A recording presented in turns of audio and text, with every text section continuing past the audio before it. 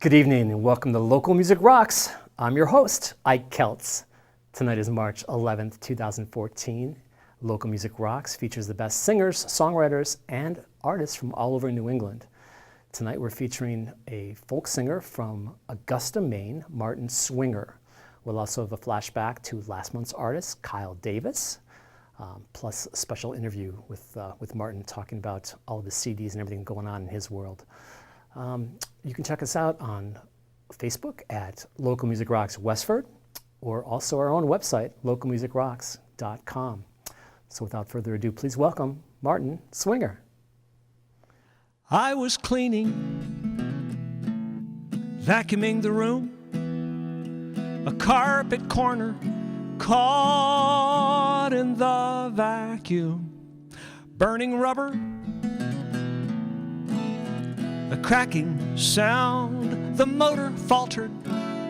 Investigation found I'd broken something fragile, shining, some little plastic part. The little plastic part that makes the whole thing work, designed by its creator to snap off with a jerk and leave the whole thing worthless. It's never gonna start, 'cause there is no replacement for that little plastic part. There's good news, bad news, your stuff can be repaired, but it'll cost more than it's worth to get inside of there. There's tabs and switches, buttons, belts, and springs, and chintzy hinges infesting everything.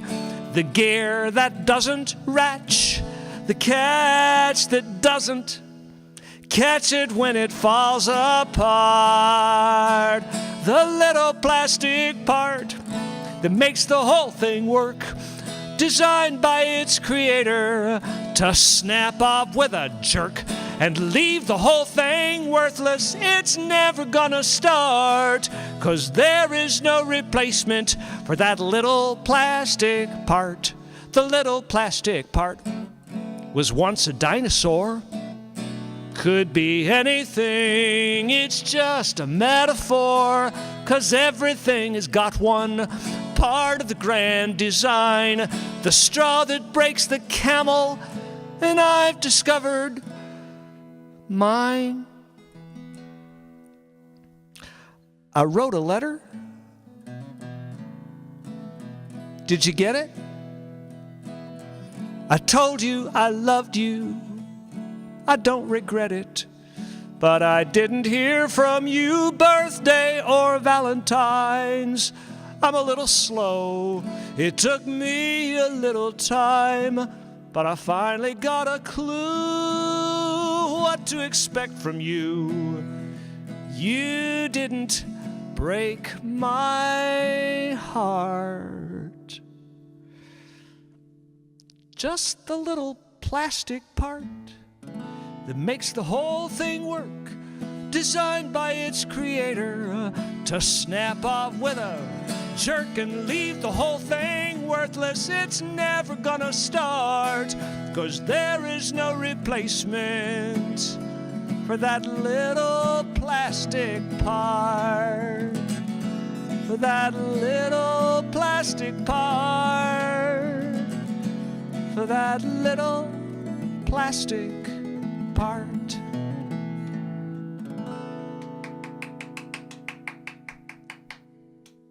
Got a friend named Gene, and Gene grew up in Syracuse, New York. When Gene was going to school, he was referred to as the retard, because in those days we didn't know what autism was. and that's the way we treated people back in those days. Of course, now we know better. But in those days, they called him the retard because he didn't talk to anybody. He didn't communicate with anybody. And he had a hard time in school, but his parents insisted that he be in school with everybody else, which was very unusual for the time. When Gene got older and got out of school, the University at Syracuse was working on a program called Facilitated Communication, taking people who had a difficult time communicating and trying to find some way that they could express themselves. And they found out after a series of experiments that if Gene pushed his hand against somebody else's fist, he could aim his finger. And so they put up a big poster with a bunch of pictures of animals, and they'd say, Gene, point at the rooster, and Gene could point at the rooster. And they'd say, Gene, point at the dog, and Gene would point down at the dog. And they'd say, Gene, point at the bird, and he'd point up in the bird. And they worked with him for years, getting smaller and smaller and smaller targets. Till finally one day, they sat him down in front of a computer keyboard. And they said, Gene, point at anything you want to. And Gene pointed out, I-M, I-N, H-E-R-E.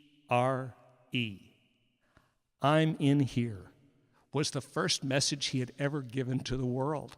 And that's when they realized that, in fact, Gene was an intelligent person inside. He just couldn't get out. And so Gene now teaches college classes and writes incredible articles about what it's like to grow up not being treated as a real person. And in one of his stories, he refers to himself as Pinocchio because Pinocchio knew in his heart that he was a real person, but nobody else could see it. And that was the inspiration for this song. It's called Wooden Boy. I'm the wooden boy. It's what they think of me. At school and on the playground, that's all I'll ever be. I cannot join the fun. They push me from the games. I see their mocking faces. I hear them call me names.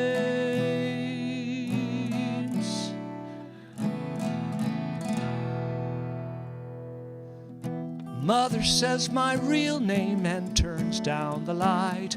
We have to say our prayers before we sleep tonight.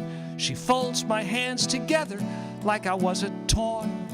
I pray that when I wake, I'll be a real boy with my hanging head and these ink spot eyes. No one comes near.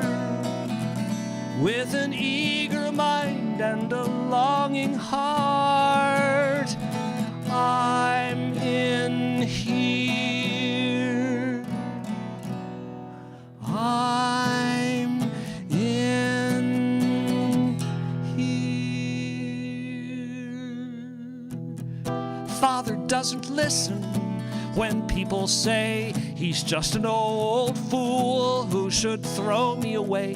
They say I'm broken, can't come to any good. What is a father's love to a boy of wood? With my hanging head and these ink spot eyes, no one comes near. With an eager mind and a longing heart, I'm in here. I'm in here. Mother lifts me up to lay me on my bed, tucks in the checkered blanket, kisses me on the head.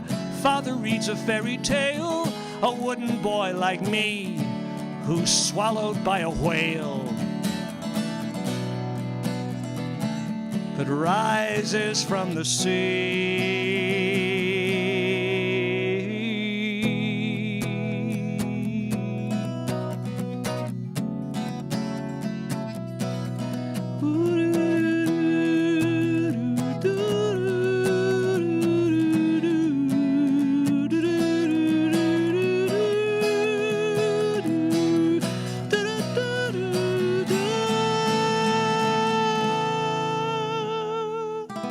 I am the wooden boy, maybe all you see, a puppet on a string, but there is more to me. And all I ask of you is to be understood, to see the boy beneath the boy who's made of wood.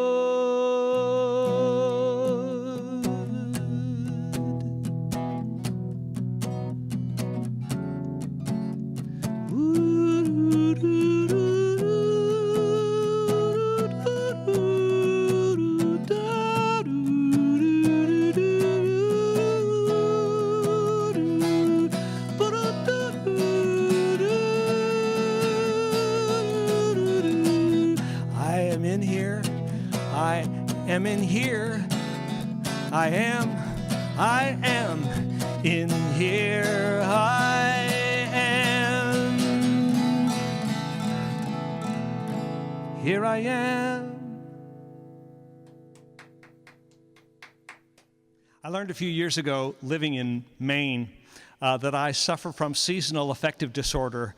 Around every October, I'd start getting really frustrated and have a really short temper, and finally realized it was because I was coming into that season where I didn't get enough light. And Wellbutrin comes in very handy. I suffer from some depression. Wellbutrin helps. Better living through chemistry. Vitamin D comes in very handy. All of us in New England should be taking vitamin D. It makes a huge difference. But something that really makes a big difference as well is perspective. When you're not feeling particularly happy about the world, a little bit of perspective goes a long way. So I'd like to share some perspective for those of you who are feeling a little bit down. When depression's got you feeling like a loser, you're sucking mud, not getting anywhere. Surely hard times are a curse, but things could always be much worse. Consider the oyster for a moment if you dare. An oyster leads a dangerous and stressful life. Indeed, his chance to live at all is mighty slim. He can expect only one fate, to end life on someone's plate, and until that, prospects are pretty grim. But why call him a he, except for clarity? A normal oyster never knows from year to year whether he is he or she, reversing sexuality till neither masculine nor feminine is clear. When he's a she, her energies are truly feminine. Single summer season when she's in her prime, she'll spawn 1,000,000 eggs with ease, send larvae squiggling through the seas, and then become a he again as if she'd only changed her mind. In 14 days, the larva speeds through adolescence if he avoids the hungry fishies swimming by. And as he floats, he grows 1 foot and some cement to keep him put. And if she thought it all, she'd surely wonder why.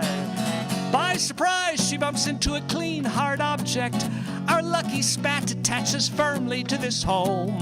He hopes to hide from prying eyes until she grows into some size, but he's stuck forever, never more to roam. And one would hope staying put would bring him safety.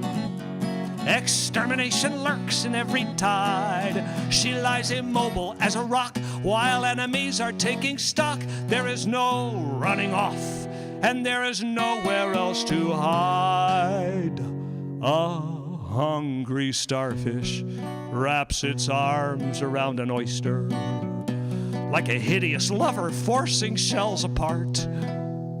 Thrusts its stomach in between, creating quite an ugly scene, digesting oyster sushi tartare a la carte. And there's a host of other dangers all around her. There's the boring sponge and then the oyster drill.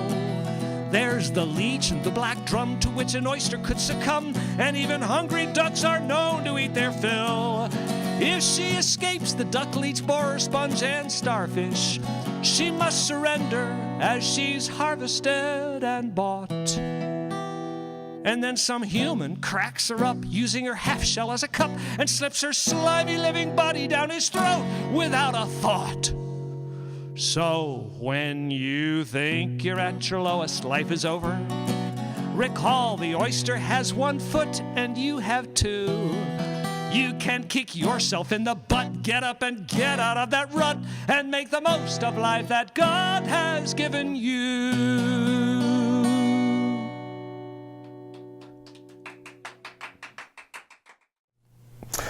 Hi, I'm here with Martin Swinger from Augusta, Maine. Martin, great set. Thank you very much. Appreciate Awesome. it. We loved it. So let's talk a little bit about where you come from and your music a little bit. So talk to me about when you started writing music. That would be the first question I'd like to know. Sounds like you've been doing it for a while. I was very lucky that my parents brought a piano into the house, and I took piano lessons for a little while and decided that I had a really hard time getting the notes on the page to fit my fingers, and so I stopped taking piano lessons, but I kept playing the piano and kept playing with it and making stuff up. By the time I was about 12 years old, I was making up melodies and decided that they needed words, and so I wrote a lot of really crappy songs back then, but I kept at it. I kept trying and was doing a lot of imitation of things that I'd heard, things that I was familiar with, and the more I wrote, the better I got at it, and finally by the time I was out of high school, I was writing songs for school plays, and about the time I was 22 or 23, I wrote my first what I considered a serious song, and started winning awards with them from that point. So I was very lucky to start doing it real early. That's great. Who were some of your influences when you were growing up?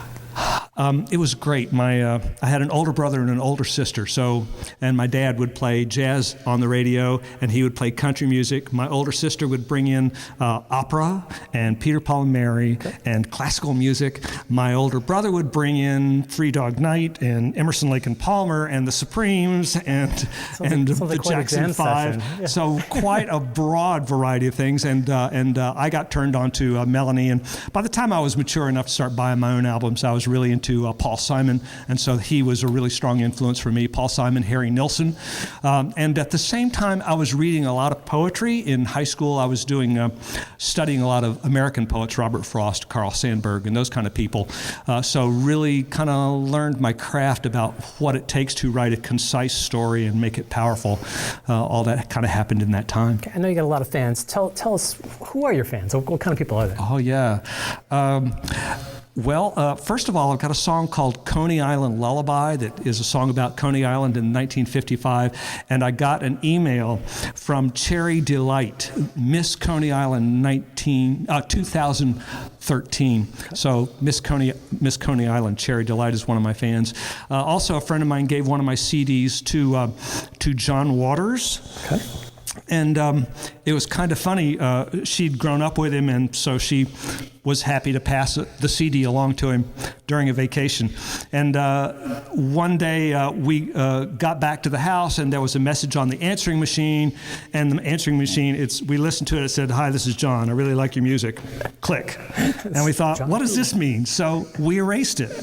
And then my friend talked to John the following year. She said, "Well, what did you think of the album?" And he said, "Well, I called him and told him what I thought," and we'd already erased it off the thing. I've been honored to Pete Seeger bought one of my CDs right out of my hands. Very cool. So I've really been honored to meet some fantastic people through music. That's great. Okay, so musicians have to wear many hats to keep going. What are some of yours? Well, first of all, I work in a restaurant. Would you like fries with that? What I love about the restaurant work is that it's kind of a performance in its own right. But the restaurant where I work, the lady who owns it is an artist herself. She loves having artists work there, and so she's very generous about, if you've got gigs, if you've got time off, if you've got things that you need to do, just cover your shifts and go. And so it really allows me to leave. I've been out on tour for a month at a time and come back, and there's my job right there. So that's really wonderful. Another thing that I do is go into schools and teach songwriting to kids, kindergarten through 5th grade. We write songs about what they're studying in class. We create mnemonics, and I talk with them about my original songs. For example, Uncle Hubert is one of the songs that I sing for them, and little kids, people don't talk to them about Alzheimer's, don't talk to them about autism, like with the song Wooden Boy. So this is an opportunity to have a grown-up conversation with 1st and 2nd graders. So those are the kind of things that I do. And then I've been studying for years and years with a lady named Rhiannon, who is one of Bobby McFerrin's backup singers. Okay. And she has been, from her, we've been learning improvisational singing. And so I lead a lot of workshops on improvisational singing, getting people to sing without a net. We call it vocal skinny dipping, because there's not a song there. You just have to create and come out with it. It's a lot of fun, really a lot of fun. So those are some of the things that I do. That's wonderful. Yeah, very talented. Okay. Okay, let's talk about your latest CD. It's called Moon. Yeah, I've got a copy of it right here. Moon has several of the songs that you just heard. It's got a Little Plastic Part, Betty Boop and Buddha, Consider the Oyster. I was very thrilled that this group of songs came together. It's got songs about my dad and various things like that. So, and I did the artwork for the album too. So I'm real pleased with that. You can get that on your website, Martin. You can get this on my website. Yeah, if you want to know more about me, all you have to do is Google Swinger, and you end up in some really interesting places. But if you put my name Martin in front of it, Martin Swinger, you'll find me. And I'm all over YouTube too, so you can go to YouTube and find a lot about me. But martinswinger.com gets you to my website. All right, thanks so much. We're going to do our flashback segment now to last month's artist, Kyle Davis, and you can check him out at kyledavismusic.net. Great, can't wait to hear him. I wish that I could only love half away, so when you leave me, how my heart could stay. I can already feel you creeping out that door. I can already see me breaking down on the floor. I wish that I could only love half away, so when you leave me, how my heart could stay. Yeah. All right, that was Kyle Davis. Again, you can check him out at kyledavismusic.net. So we're going to come back with a couple more songs from Martin Swinger, including the one he spoke about just in the interview segment, Uncle Hubert. And you can also, again, check us out on Facebook at Local Music Rocks Westford or our website, localmusicrocks.com. So let's hear a couple more songs from Martin Swinger. So I'd like to share a story with you about my Uncle Hubert. He grew up in Missouri, and as I grew up down in Georgia, we go visit Uncle Hubert during the summer and the rest of the family. Uncle Hubert was the tallest man in our family. Now, most of my dad's side of the family is like 5'9", 5'10". Uncle Hubert was 6'3". He was really tall. In fact, he was the biggest uncle I ever had.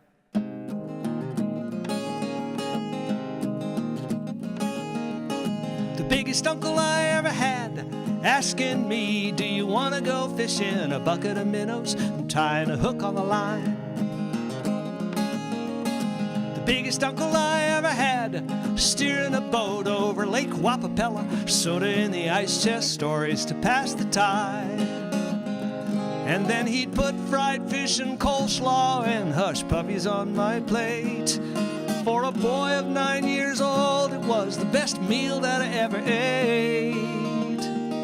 And then he'd pat me on the shoulder, tell me how much fun he'd had. Hubert was the biggest uncle that I ever had. The biggest uncle I ever had, changing gears on a John Deere combine, holding me up in the seat so I could lend a hand. The biggest uncle I ever had, he plowed straight roads like rays to a sunset, had a dry summer and had to irrigate the land. His days were long and dirty, but he did his work with joy.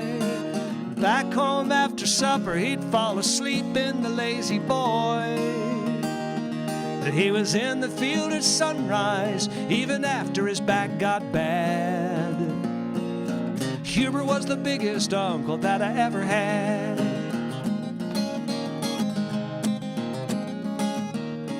The biggest uncle I ever had would speak from the pulpit on a Sunday morning. He'd sing about the gospel dwelling in Beulah land.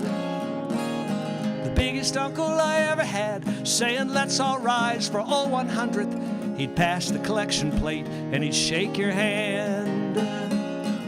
His hands were rough and gnarly, and his face was weathered skin. Smelled like oats and barley, and he always wore a grin. And though I only saw him once a year, I never saw him mad.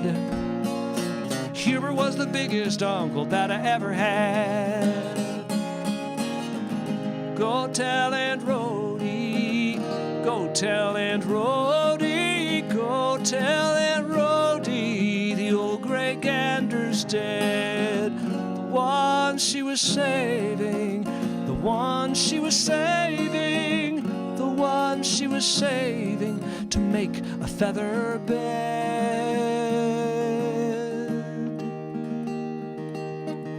Biggest uncle I ever had, he wandered off on a rainy evening. He went down the road and forgot how to find his way. The biggest uncle I ever had got lost in thought till his mind started slipping. When they found him, he didn't have a word to say. First he started losing keys, and then he started losing time. Church, the farm, the family disappearing from his mind. When they called to say he passed away, it made me sad. 'Cause Hubert was the biggest uncle that I ever had. Yeah, Hubert was the biggest uncle that I ever had.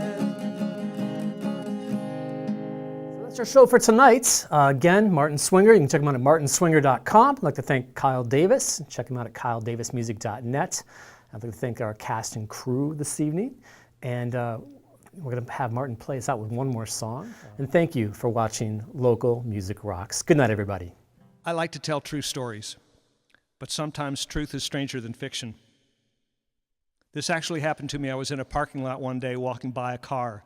There was nobody in the car, but hanging from the rearview mirror were two little statues, and they were still moving. One of them was a statue of Betty Boop, and the other was a statue of Buddha. And I said out loud, "Look, there's Betty Boop and Buddha." I wondered what they were doing together, and then I realized, of course, they're on a date. Providence has brought two souls together. For karma, it was certainly a coup. He fell in love the moment that he met her. So Buddha started dating Betty Boop. Betty Boop and Buddha driving in a car, stopping at the farmer's market. Buddha riding shotgun, Betty at the wheel, singing boop to boop and looking for a place to park it. Betty Boop and Buddha are weaving down the aisle. Betty Boop is shopping, Buddha humming. Betty buys a bagel, Buddha eyes a beer. Buddha, Betty tells him, "You can't put that pack right here, boop boop ba doo. But before you do, I've got a jug of wine, bread and cheese for two." Buddha smiles at Betty, Betty smiles at Buddha too. Buddha, he's just humming 'cause he hopes Nirvana's coming. Boop ba doo, ribbidi boop boo, shippity bop ribbidi boy, raputa today-ya, rapapuda, ribbidi boy ba shuba, rete to toy, shvititi, rubapiditi, rapa. Betty Boop and Buddha are playing at the dance. Buddha on the bass is just a swinging. Betty on a squeeze box, pumping out a tune, singing bop bop a doo bop, but don't mean maybe. Oh Buddha, won't you be my baby? Ooh, and Betty sways her knees, fingers flying, feet and toes are flapping. Betty plays a polka like a beehive full of bees, and Buddha's fingers snapping 'cause he's sure Nirvana's bound to happen. Ooh, ribbidi-boo-boo,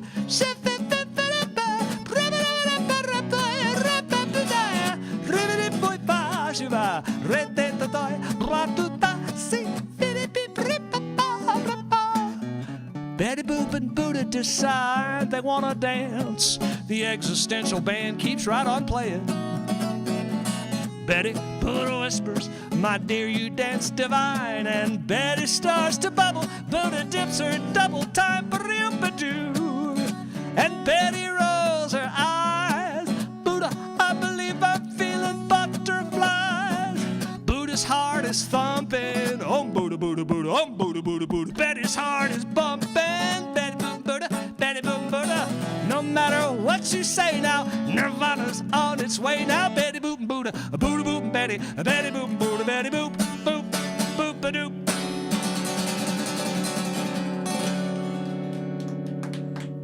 True story. Thanks.